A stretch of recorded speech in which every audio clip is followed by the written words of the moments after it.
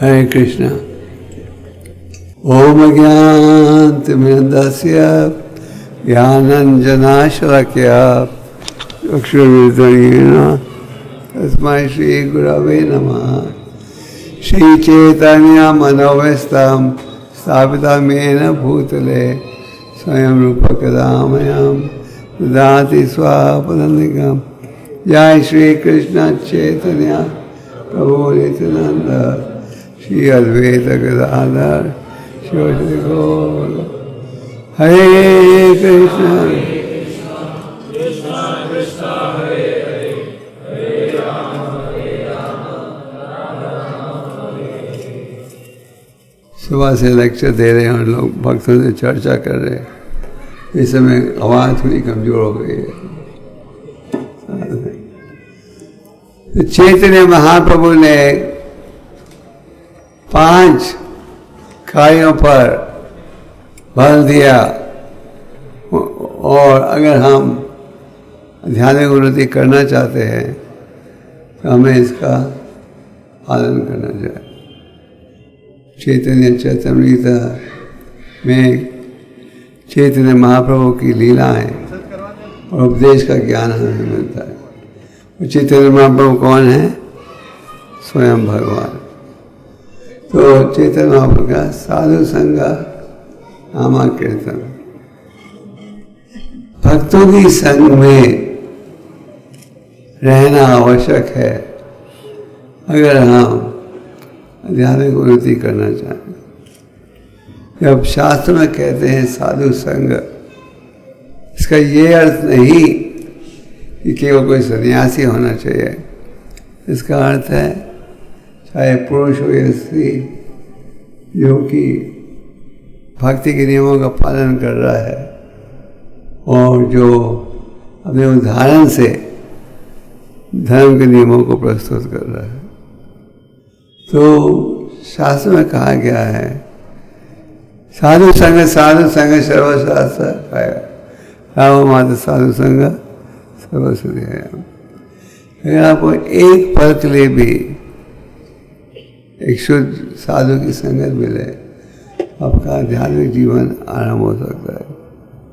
श्रील प्रभुपाद ने कृष्ण भक्ति की स्थापना की, सारे विश्व में भ्रमण किया और कई अवसरों पर कोई प्रभुपाद किसी एक व्यक्ति को मिले और वो प्रभावित हो गया भक्ति में जुड़ने के लिए।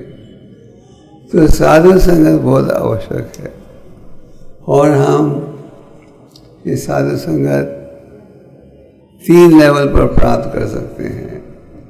नारद मुनि इसका वर्णन करते हैं श्रीमद् भागवतम के 4 स्कंद में ध्रुव महाराज की कथा से संबंधित। नारद मुनि कहते हैं 3 levels of association you can obtain।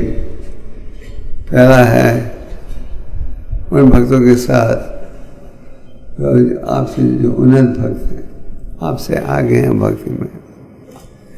दूसरा है उनके साथ आपके बराबर है। तीसरा है उनके साथ जो कि कौन बोलेगा? हाँ, क्या है? बोलिए कोई नहीं। आपसे कम ज्ञान रखते हैं। जब आप उनसे मिलो जो भक्ति में आपसे आगे हैं तो हमें प्रसन्न हो जाना चाहिए, क्योंकि हमें ऐसा उपदेश प्राप्त होगा जिसके पालन से हम जीवन के लक्ष्य को प्राप्त कर सकते हैं। और जब आप अपने बराबर के भक्तों को मिलो तो हम मित्रता का भाव रखते हैं। मित्रता का भाव ये अर्थ है हम ये निर्णय करते एक साथ मिलकर हमने भगवान की सेवा करनी है। जब आप उनको मिलते हो जो भक्ति में आपसे पीछे हैं तो हमें उनके प्रति क्या भाव होना चाहिए? दया का भाव। दया, शास्त्र में कहा गया है कि शास्त्र में दया शब्द का उपयोग कई श्लोकों में है। तो दया या कृपा आप अनेक रूपों से प्रस्तुत कर सकते हो। बहुत बड़े व्यक्ति सोचते हैं दया का अर्थ है गरीब को धन दे दो और भौतिक सुविधा में सहयोग दो। पर जो भक्त हैं उनके अनुसार दया का अर्थ है वो कार्य, वो शिक्षा, वो ज्ञान जिसके उपयोग से हम जन्म मृत्यु के बंधन से क्या कर सकते हैं, मुक्त हो सकते हैं। वो है असली बुद्धि। तो जैसे कि आप ग्रंथों को बांटते हो, यह सबसे ऊंचा दया का कारण। तो साधु संग में रहो। और श्री प्रभुपाद जी ने इस्कॉन की स्थापना की। आज इस्कॉन केंद्र के लगभग हर कोने में केंद्र हैं और केंद्रों के अलावा नामांकित के कार्यक्रम होते हैं। तो जिसका अर्थ है कि अगर हम इस संदेश का लाभ उठाना चाहें तो सरलता से कर सकते हो। और साधु संग में रहोगे तो आपको शुद्ध संदेश मिलेगा। वो है इस कलयुग का साधन, नामा कीर्तन। चैतन्य महाप्रभु ने नामा कीर्तन क्यों कहा? क्योंकि ये है इस कलयुग का उपाय। है नाम एवं केवलम रो न सेवा न सेवा न सेवा वो गति अन्यथा। आप कई बार पहले भी सुन बैठे हो, या हरि नाम एक साधन है। हरि नाम का अर्थ है भगवान के नामों का उच्चारण। हरि काले नाम रूप कृष्ण अवतार। इस कलयुग में भगवान अवतारित होते हैं उनके दिव्य नामों के माध्यम से। उपदेशमृत ग्रंथ में रूप गोस्वामी हमें कहते हैं कि भगवान के नाम जो हैं अत्यंत मीठे हैं। भगवान की जो लीलाएं हैं वो भी मीठे हैं। भगवान के जो गुण हैं वो भी मीठे हैं। पर क्योंकि हमारे जीव में अविद्या का प्रभाव है, इसलिए हम इसका मीठापन महसूस नहीं कर सकते। जैसे कि मान आपको बुखार है तो चाहे आपको कितने अच्छा भोजन या प्रसाद दिया जाए, वो टेस्ट आएगा नहीं आएगा।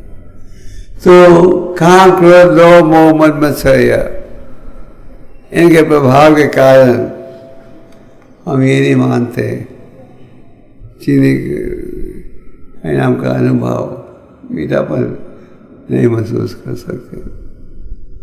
तो आप कहोगे अगर रूप गोस्वामी कह रहे हैं कि अविद्या के कारण हरि नाम में रुचि नहीं लेंगे, फिर हम प्रयास ही क्यों करें? जिस प्रकार बीमारी का इलाज होता है, नारद मुनि कहते हैं, रूप गोस्वामी कहते हैं कि अगर हम ध्यान से ये हरि नाम लेंगे तो यह अविद्या की बीमारी दूर हो जाएगी, हम फिर से मीठापन महसूस कर सकेंगे। इसीलिए इस संस्था द्वारा आपको हरि नाम की महिमा का ज्ञान प्राप्त होता है और विश्व के किसी कोने में जाओ, हरे कृष्ण मंत्र का उच्चारण आप सुनते हो। क्योंकि भगवान के नामों का उच्चारण असली उपाय है। भगवान ने अपने नामों में पूरी शक्ति डाली है और चैतन्य महाप्रभु कहते हैं आनंद बुद्धि वर्धनम, भगवान के नाम लोगे तो असली आनंद अनुभव करोगे। हम सब सुख की खोज में हैं, सच है झूठ? सच। पर ये खुशी कैसे प्राप्त होगी? प्राप्त होगी दो प्रकार की खुशी है। बहुत से you take rest.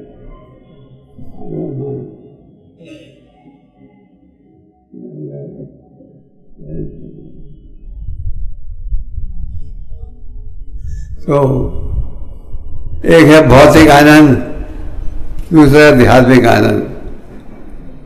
भौतिक आनंद का क्या लक्षण है? शुरू में मीठा दिखता है, बाद में कड़वा बन जाता है। और आध्यात्मिक आनंद शुरू में कड़वा दिखता है, बाद में मीठा बन जाता है। उदाहरण के लिए जब आप भक्ति में जुड़ते हो तो आपसे निवेदन किया जाता है हरिनाम लीजिए, तो हरिनाम लोगे, जो समय दोगे हरिनाम के उच्चारण में, तो दूसरे कार्यों के लिए समय नहीं दे पाओगे। एक दिन में तो 24 घंटे होते हैं, ये नहीं कि भक्त बनोगे तो एक दिन में 28 घंटे हो जाएंगे। तो शुरू में ये कड़वा लगता है, जब आपको 4 नियम दिए जाते हैं शुरू में ये कड़वे दिखते हैं। जैसे आप महामंत्र का उच्चारण करते हो, यही कड़वापन मीठा बन जाता है।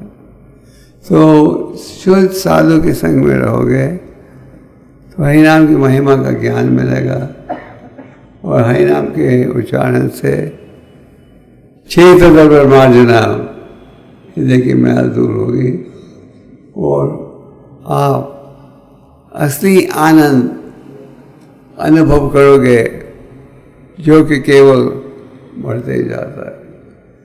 भौतिकवादी व्यक्ति समझ नहीं पाते ये हरिनाम का उच्चारण कैसे एक हरे कृष्ण वाले रोज करते हैं, कैसे भगवान के भक्त हरिनाम का उच्चारण करते हैं।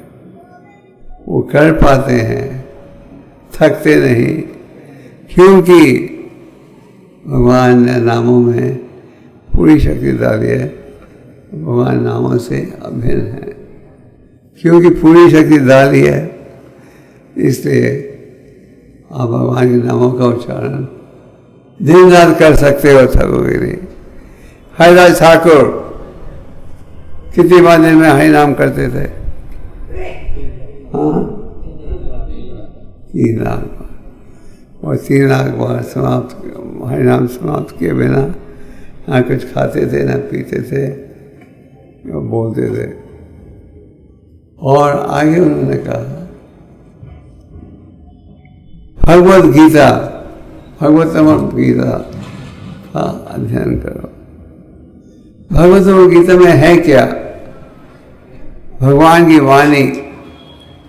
उदाहरण के लिए गीता में है क्या? भगवान की वाणी। भगवान की वाणी किस लिए? भगवान की वाणी जिसके द्वारा हम जन्म मृत्यु के बंधन से मुक्त हो सकते हैं। भगवान की वाणी में कोई भौतिक कमी नहीं, और भगवान की वाणी का हम लाभ उठाएंगे तो फिर हम असली सुख प्राप्त कर सकते हैं। उदाहरण के लिए वैदिक शास्त्रों के द्वारा हमें आध्यात्मिक ज्ञान प्राप्त होता है, और अनेक शास्त्र है, अनेक वेद हैं, पर इन सब का सार आप प्राप्त करते हो किसमें? भगवद गीता में। भगवद गीता में पूरे वैदिक साहित्य का सार प्राप्त होता है। और भगवान 9वें अध्याय में कहते हैं राजा विद्या राजा गुह्यम, ये जो ज्ञान है सबसे प्रसिद्ध और सबसे महत्वपूर्ण। पाठशाला महाविद्यालय में आपको भौतिक ज्ञान मिलता है, फिर इस ज्ञान से आप असली सुख प्राप्त नहीं कर सकते। भौतिक ज्ञान का अर्थ है किस प्रकार भौतिक इंद्रिय तृप्ति आप अनुभव कर सको, ये है भौतिक ज्ञान। भौतिक ज्ञान का लक्ष्य क्या रहता है?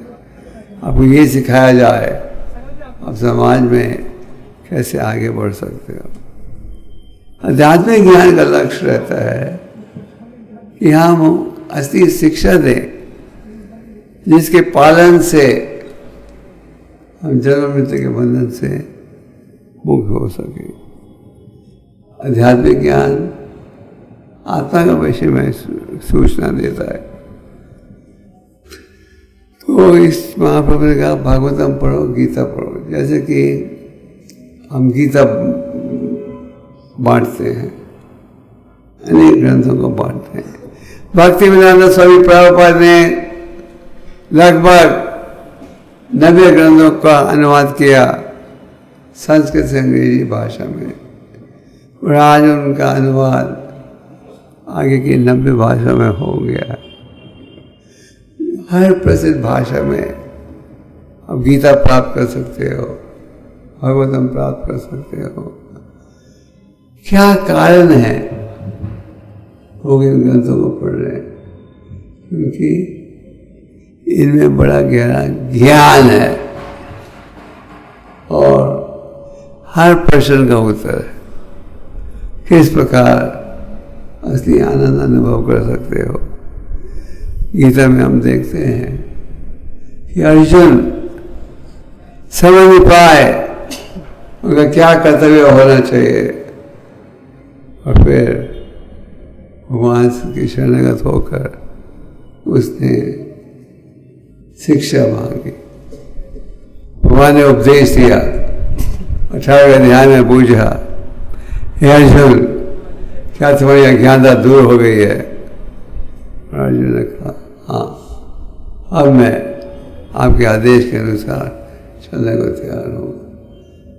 गीता में भगवान कहते हैं तस्मात् सर्वेषु कालेषु मां मनसा युध्यस्व, मन और बुद्धि को मुझे अर्पण करते हुए तुम अपना कार्य करो, युद्ध में लड़ो।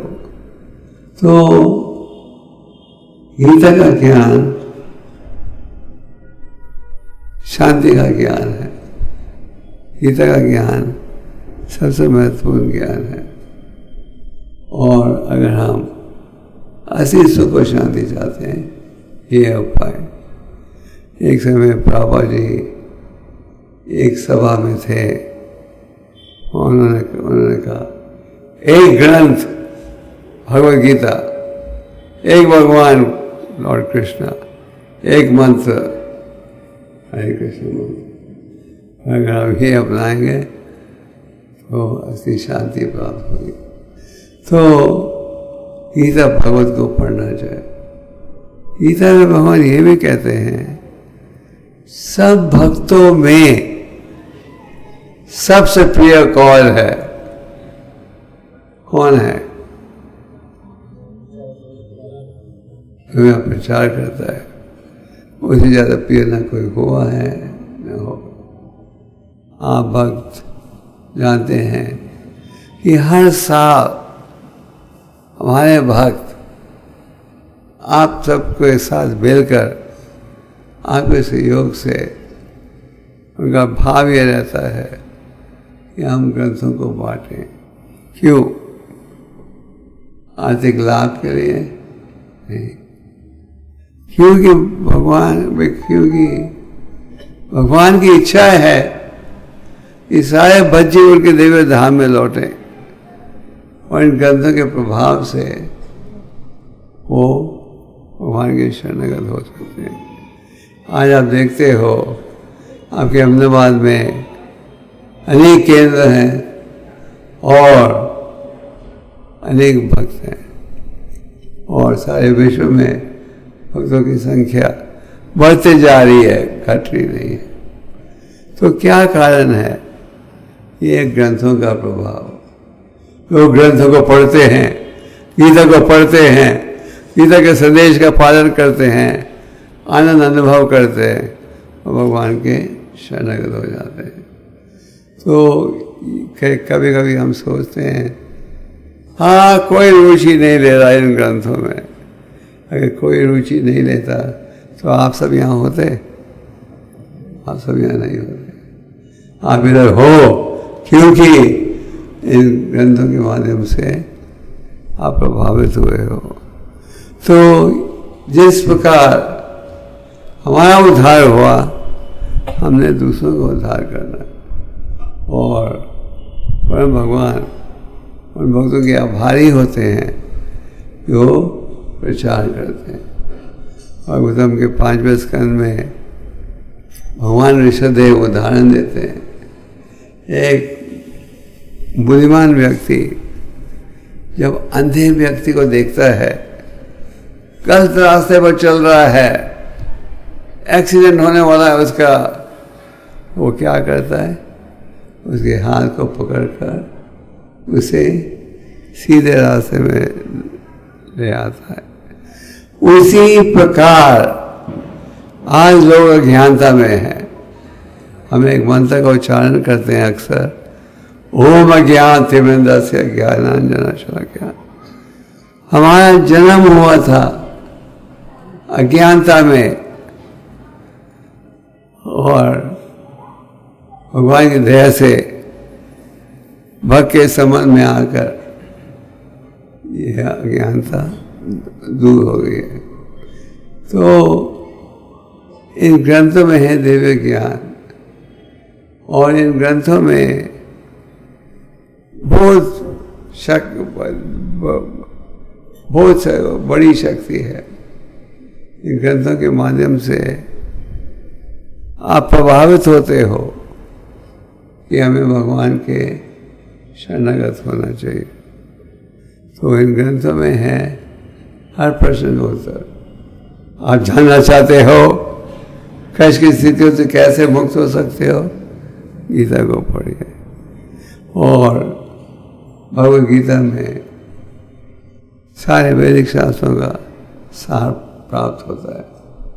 तो गीता में इतनी शक्ति है कि अगर कोई एक श्लोक पढ़ ले और उसे अपनाए अपने जीवन में तो उसका जीवन सफल हो सकता है। भौतिक समाज में हम किसे सफल व्यक्ति मानते हैं?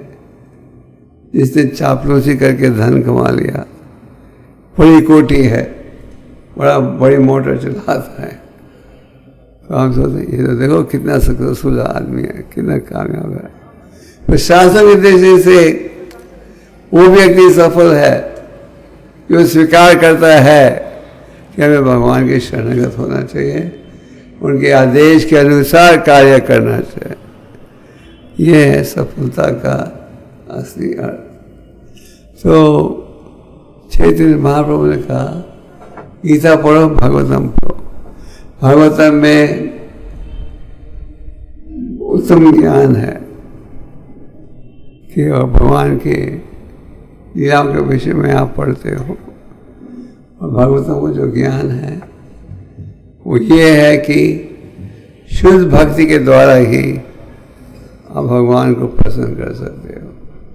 तो ये गीता का जो मैराथन है, मैराथन का अर्थ है अधिक प्रयास करना। एक समय किसी ने प्रभुपाद से पूछा what is the meaning of marathon? Prabhupada ने कहा लेस ईटिंग लेस स्लीपिंग। तो ये जो गीता मैराथन है ये हमें एक मौका देता है भगवान की सेवा बढ़ाने के लिए। वो एक मौका देता है जिसके द्वारा हम सब प्रयास करते हैं भजीवों को भक्ति के मार्ग में जोड़ने के लिए। गीता एक श्लोक भैया पढ़ो ध्यान से और अपने जीवन में उतारो, आप भक्ति के मार्ग में आगे बढ़ पाओगे। आज सारे विश्व में लोग गीता पढ़ रहे हैं। सारे विश्व में लोग गीता पढ़ रहे हैं, क्यों? क्योंकि इसमें है हर प्रश्न का उत्तर। तो गीता के माध्यम से हम भगवान का संदेश दे रहे हैं। श्री भगवान हुआ अच्छा, क्या अर्थ है इसका? परम भगवान बोल रहे हैं। यह है सनातन संदेश, सबसे प्राचीन संदेश जो भगवान ने दिया था सूर्य के देवता विवासवान को। भगवान ने फिर से अर्जुन को दिया, क्योंकि वो भगवान के मित्र थे और भक्त थे। इसलिए भगवान ने कहा तुम इसके दिव्य रहस्य को समझ पाओगे। तो ये जो गीता की वितरण की सेवा है, ये केवल भाग्यशाली व्यक्ति को ही प्राप्त होती है। और गीता के प्रचार से, बाबा के ग्रंथों के प्रचार से हजारों क्या लाखों लोग जुड़े हैं इस भक्ति के ज्ञान के प्रति। भगवान ने कहा जो प्रचार करता है सबसे प्रिय है। जब आप भगवान का प्रचार करते हो, ये नहीं कि हर व्यक्ति आपका साथ देगा। उदाहरण के लिए एक दिन चैतन्य महाप्रभु ने भगवान नित्यानंदा और हरिदास को बुलाकर कहा सुनो सुनो, घर घर जाओ और लोगों को ये संदेश दो, बोलो कृष्णा, आगे वाजो कृष्ण, आगे बोलो कृष्ण। कृष्ण का नाम लो, कृष्ण की उपासना करो और कृष्ण की जो शिक्षा है गीता में उसे अपनाओ। और ये बताओ कृष्ण तुम्हारा प्राण है, वही असली धन है। तो और फिर आगे कहा घर घर जाओ, प्रचार करो और शाम को आकर मुझे रिपोर्ट दो कि कैसा प्रचार किया। जैसे हम लोग हमारे मंदिरों में रोज भगवान को स्कोर पढ़ के सुनाते हैं, कल इस भक्त ने इतना प्रचार किया, इतने लोगों को प्रभावित किया। ये महाप्रभु जी की शिक्षा के आधार पर है। तो जो घर घर जा रहे थे, कईयों ने तो उनका साथ दिया और कहा संत महात्मा आ गए हैं हमारे घर को पवित्र बनाने के लिए। और कई घरों में वो गए, लोगों ने कहा ये निमाई तो पागल हो गया है, इनको भी पागल कर दिया है और हमें पागल करने के लिए इनको भेजा है, जाओ जाओ जाओ जाओ। कई घरों में गए, लोगों ने कहा ये तो जासूस हैं सन्यासी के वस्त्रों में, आए देखने के लिए घर में क्या है, फिर बाद में आएंगे लूटने के लिए। जब इस प्रकार का आरोप दिया जा रहा था, नित्यानंद और हरिदास हंसते थे। तो ये उदाहरण मैंने इसलिए दिया है, आपको पहले भी दिया था। आप जब प्रचार में जाते हो तो कई आपका साथ देते हैं, कई बेइज्जती करते हैं, कई आपको भी पागल बुलाते हैं, कई कहते हैं हर साल तो आ जाते हो हमारे पास और कोई काम धंधा नहीं है, और अनेक रूप से आरोप लगाते हैं। पर जो भक्त हैं इससे विचलित नहीं होते, क्योंकि वो जानते हैं ये कार्य किया जा रहा है किस लिए, भगवान की खुशी के लिए। और हरिदास और नित्यानंदा जब प्रचार कर रहे थे, दो शराबी भाई उन्हें मिले और हरिदास और नित्यानंदा ने पहले लोगों से पूछा इस समाज में सबसे पतित कौन है। लोगों ने कहा दो भाई हैं, जिनका जन्म तो हुआ था ब्राह्मण खानदान में, वो बुरी संगत में गिर गए हैं और आज 24 घंटे नशे में रहते हैं। तो नित्यानंद हरिदास ने सोचा अगर किसी प्रकार से हमें 2 शराबी भाइयों को भक्त बना लें तो महाप्रभु की महिमा बढ़ेगी, लोग कहेंगे देखो महाप्रभु ने क्या चमत्कार किया। वो गए हाथ जोड़कर प्रचार करने लगे, और 2 भाइयों ने क्या किया, उन्हें गाली देकर भगा दी। तो महाप्रभु को ये सूचना प्राप्त हुई, महाप्रभु नहीं तुम जरूर जाओ इनको भक्ति में जोड़ने के लिए। अगले दिन जब वो आए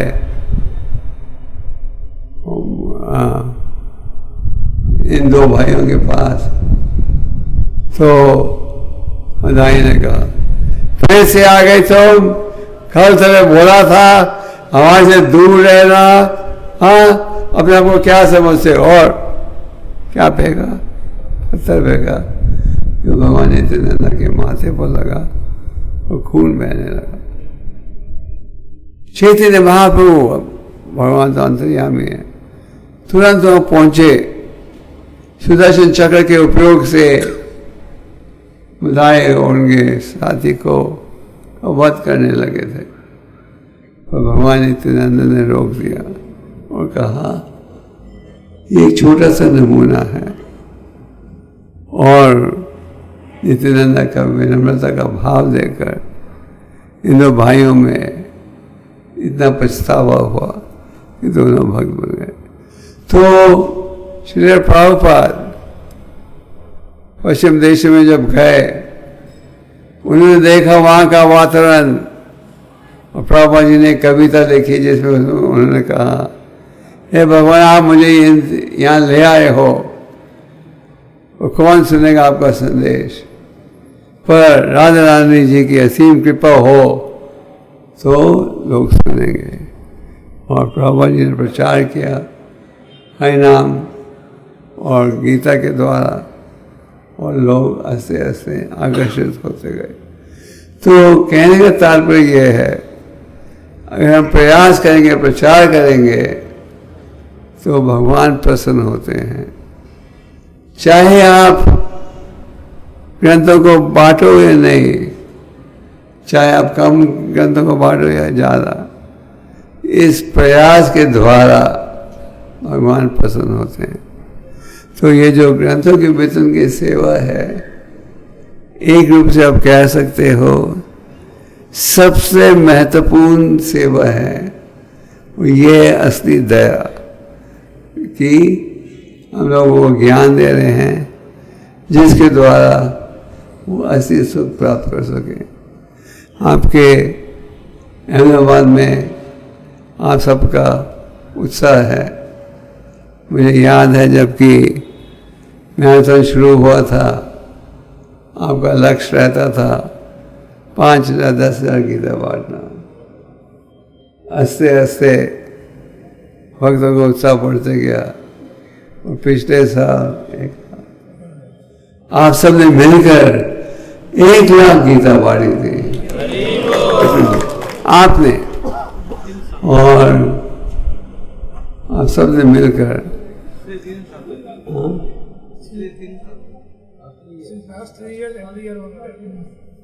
हाँ पिछले 3 साल से हर साल लाख गीता आप बांटते आए हो।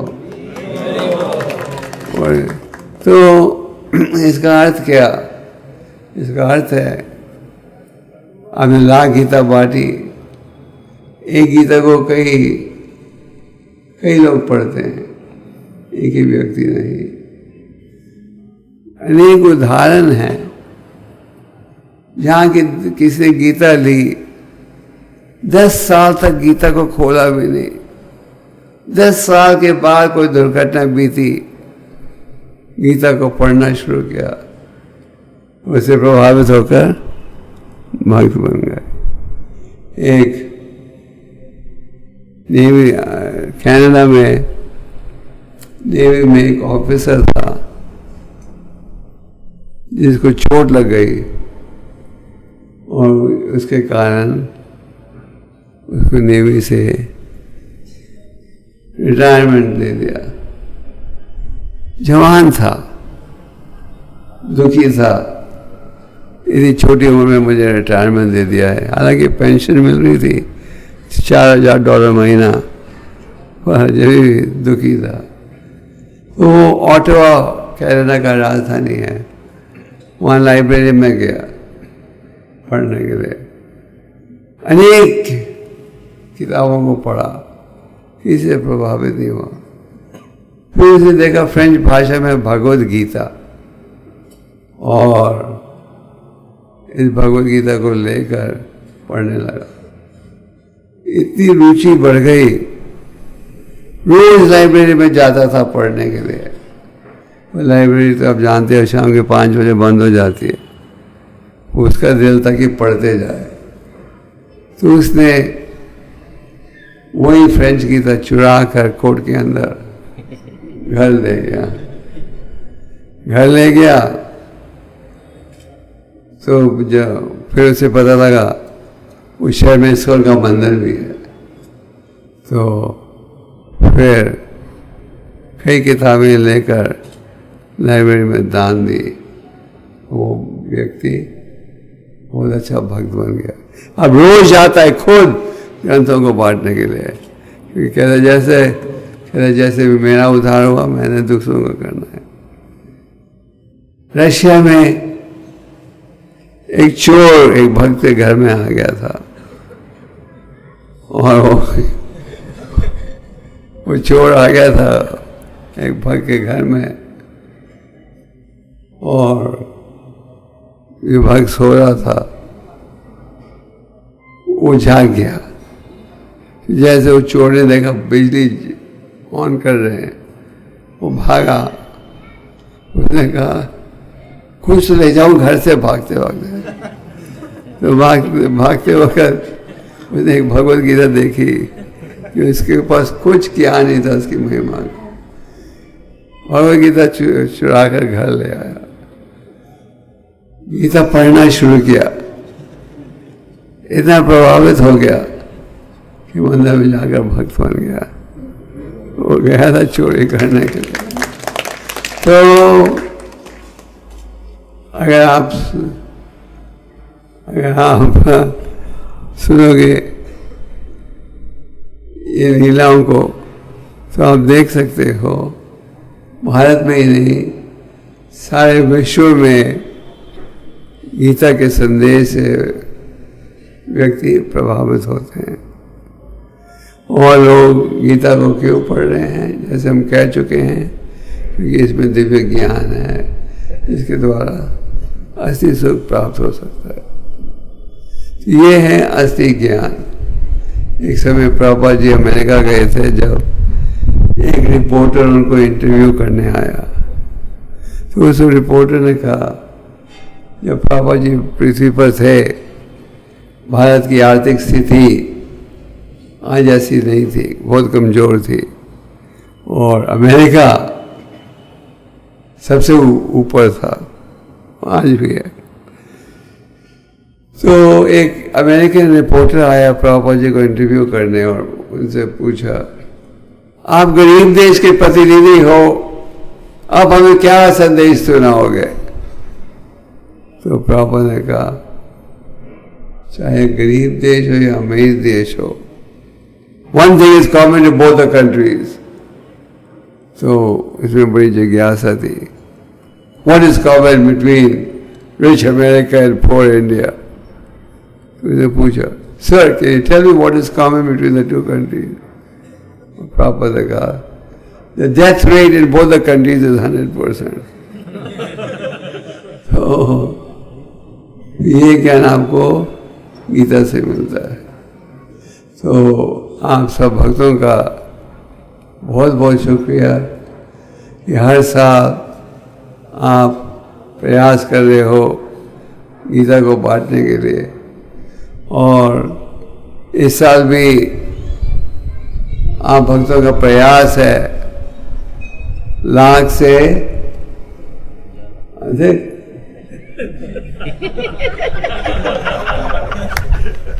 1.25 लाख गीता बांटने का। रावल जी कहते थे डबल इट, हर साल दुगना कर देना चाहिए। अगर कहीं 1 लाख का 2 लाख करो तो वो शायद मुश्किल हो।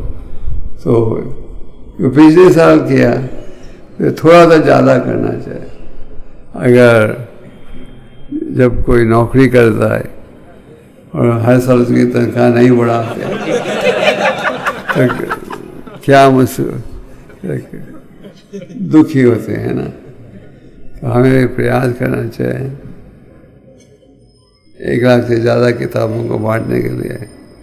आखिर अगर वो अधिक बांटना चाहते किस लिए? भगवान की खुशी के लिए। कई बार लोग कहते हैं आपको आरोप लग देंगे, क्या नफ़ा कमाते हो बहुत ज़्यादा, भाव गीता महंगी हो गई है। क्यों महंगी? इसलिए हो गई है क्योंकि पेपर का भाव दुगना हो गया था। अगर हमें सस्ता पेपर कागज मिले तो कीमत भी सस्ती रहेगी। तो ये गीता हम बांट रहे हैं लगभग छपाई की कीमत पर, और आप भक्तों से हर साल निवेदन करते हैं क्योंकि हम चाहते हैं कि आपको भी भगवान की कृपा मिले। क्योंकि भगवान जब देखते हैं मेरे भक्त अहमदाबाद में घर घर जा रहे हैं और प्रयास कर रहे हैं ग्रंथों को बांटने के लिए, भगवान उनके आभारी हो जाते हैं और प्रसन्न होते हैं। तो इस सेवा के माध्यम से हम भी भक्ति के मार्ग में आगे बढ़ते हैं और भगवान प्रसन्न होते हैं हमारे इस कार्य को देखकर। हमारे आचार्यों ने प्रचार की सेवा पर बल दिया है। प्रभुपाद जी ने ग्रंथों का अनुवाद किया और भक्तों को आदेश दिया कि distribute by books, distribute books, distribute books. ग्रंथ को बांटो, ग्रंथ को बांटो, ग्रंथ को बांटो। क्यों? एक ही कारण, ग्रंथों को पढ़ेंगे तो इसके संदेश से प्रभावित होकर जीवन को सुधारने का प्रयास करेंगे। आप सब भक्तों का बहुत बहुत शुक्रिया। आप सब प्रयास करोगे ये साल भी? आप में से कौन कौन भक्त पिछले साल मैराथन की सेवा में जुड़े थे? अच्छा, और कितने भक्त ये साल जुड़ चुके हैं या जुड़ना चाहते हैं?